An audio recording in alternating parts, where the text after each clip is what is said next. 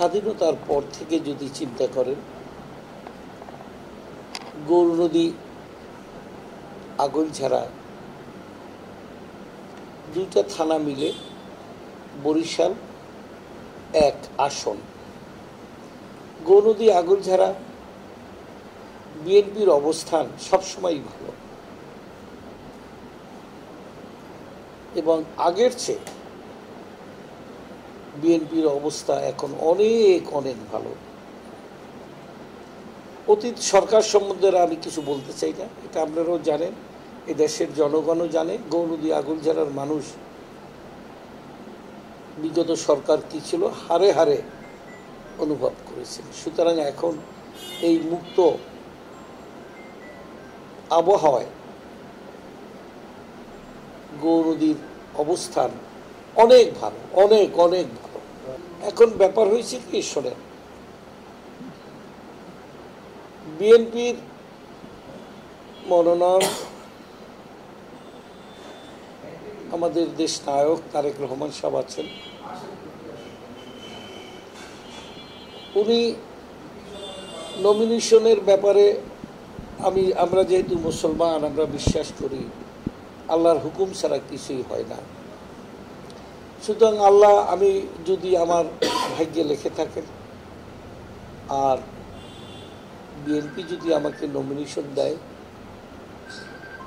জয়ের ব্যাপারে আমি শতভাগ আশাবাদী। কেন আশাবাদী? 2008-এ আমাকে নমিনেশন বিএনপি দিয়েছিল। তখনকার বিএনপির সার্বিক অবস্থা এখনকার মতো ছিল না। সেই পরিবেশে আমি মাত্র 7 দিন ইলেকশন করেছিলাম। আমি জনগণের কাছে ভোট চাইতে পারি নাই,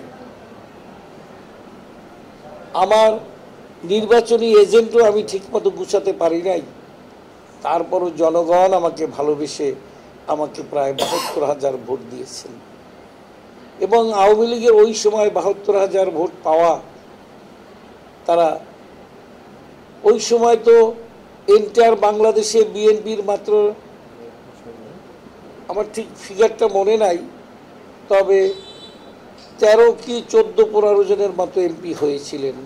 আর আমাদের এই আসন, গৌরনদী আসন, শেখ মুজিবুর রহমানের ভাগনা আবুল হাসানাতের এরিয়া।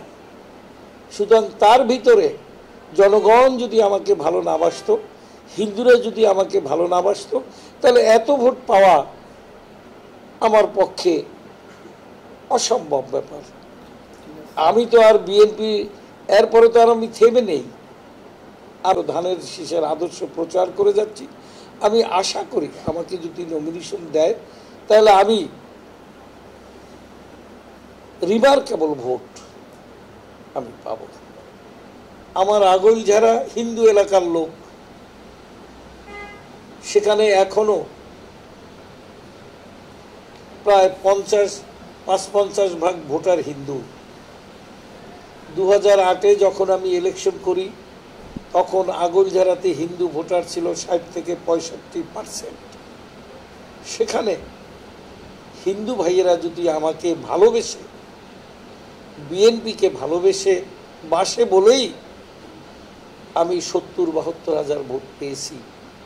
না হলে এত ভোট পাওয়া, হিন্দুরা যদি আমাকে ভোট না দিত, আমাকে যদি ভালো না বাসত, তাহলে এত ভোট পাওয়ার তো আমার কথা না।